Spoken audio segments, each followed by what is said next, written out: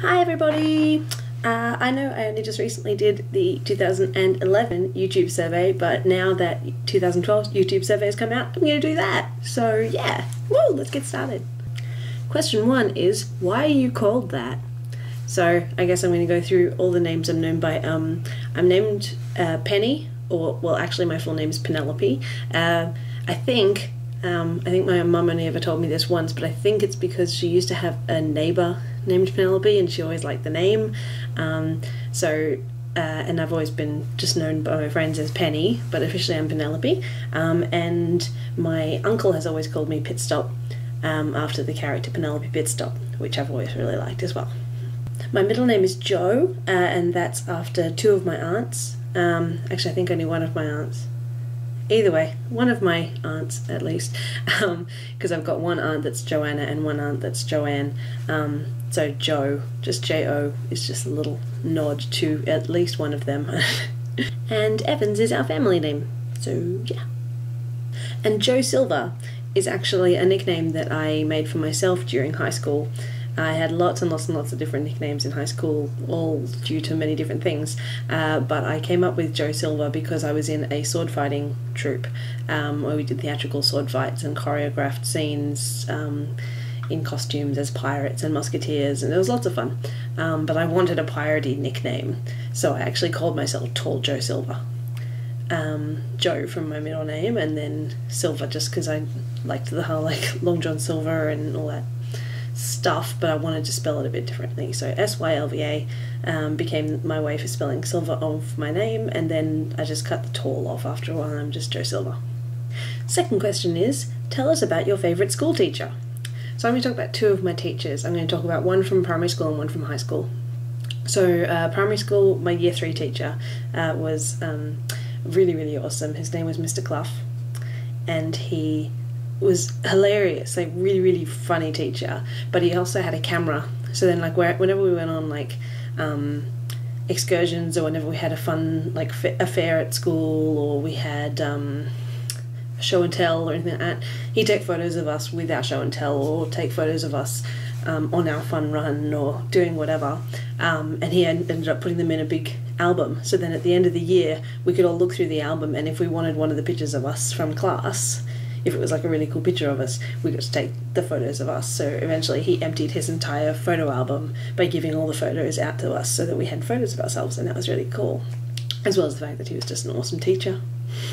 And from high school, I changed my mind actually. I'm going to do 2 high school teachers because I can't pick. So the first one I'm going to talk about is the one who was actually our year advisor. She looked after our grade from year 7 all the way through to year 12, and that was Miss Kelly, and she's really, really awesome, and I'm still friends on Facebook with her because she's really fun and nice and lovely, but she dealt with all our drama from year 7 all the way through to graduation, and in year 9, when everyone was being catty at each other and horrible to each other, she was the one that mediated us through and made us be friends again. And I don't think I could ever do what she did because she was incredible. And she also taught us society and culture in senior years. So she was a great teacher, and she really did her job well. And yeah, so thanks, Jules.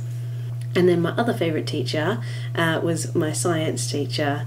His name was Mr. Hardy, and he had an incredible sense of humour, and he just loved science, and I have a real respect for that now. I hated science when I was in school, and he didn't even really change my opinion of science all that much, but I love science now, so I have an excellent opinion of him now.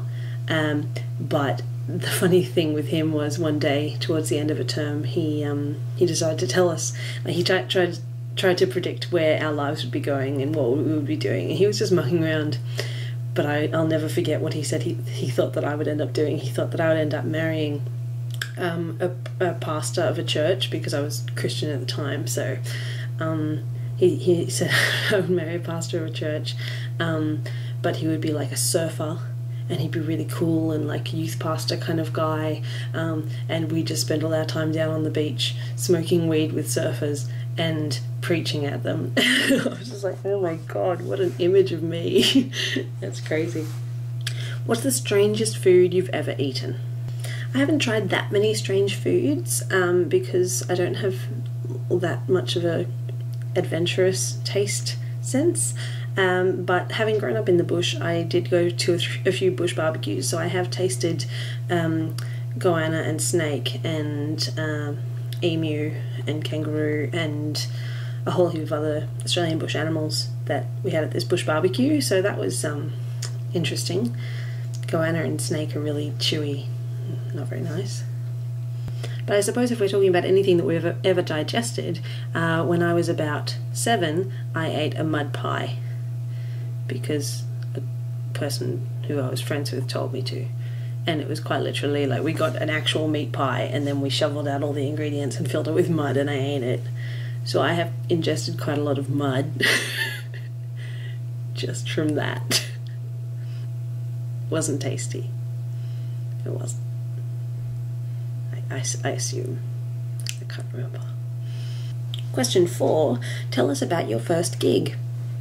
So, I'm actually going to talk about first gig that I ever went to, and then first gig that I ever actually performed at.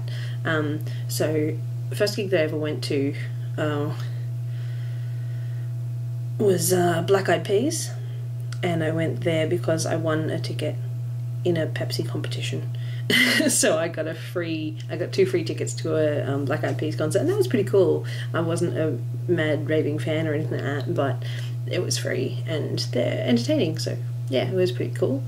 And then my first gig actually performing, I call it a gig, it wasn't a gig, it was a town concert where all the people who'd been learning piano from the local piano teacher were getting up and playing songs on the keyboards on stage just to showcase what they'd learned. And I was learning piano from her, but I was also learning singing from her son.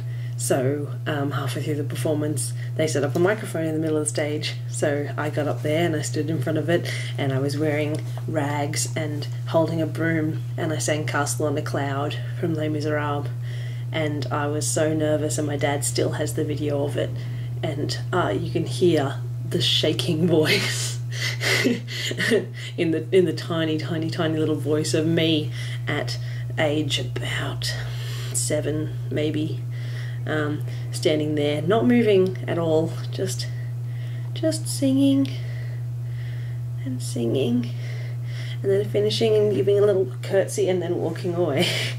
It's very cute. Number 5, what is your favourite place in the world? Now, I haven't been to that many places around the world. I've been to Ireland and I've been to England, but the funniest thing is that I can honestly say that right now my favourite place in the world is Sydney. I never used to really get around Sydney all that much, and I kind of found it hard to navigate my way, but I've been there like 5 or 6 times just in the last few months, and I'm starting to really get able to navigate the place on foot really, really well, and it just feels like home. It's really cool. So it's like, oh yeah, I need to get to the State Library. Yeah, I know exactly how to get there. Yeah, cool. Oh, now I need to get over to the Rocks. Yeah, no worries. I'll just go. And it's so cool just to be able to wander an awesome city like that. And so many people don't like Sydney for so many reasons, but I just love it. It's a great place. The one place that I want to go, and if I do go there, it might very well become my new favourite place in the world, is New York City. I've always wanted to go to New York. It's just so iconic, and I just love to walk the streets and just experience New York City and go through Central Park and all that jazz. And if I got to do that, I'm pretty sure that might replace Sydney as my favourite place in the world. But at the moment it's Sydney. And finally, who do I want to answer this survey next? Whoever sees this video, but specifically my friends Ben and Tristan, even though I know you guys aren't probably going to be able to do it until after you move house and whatever, just keep it in mind. I want to see you do this survey, so do it. Also, Kelly, you should totally do it as well. Alright, bye! Oppan Gangnam Style. Gangnam Style. Op.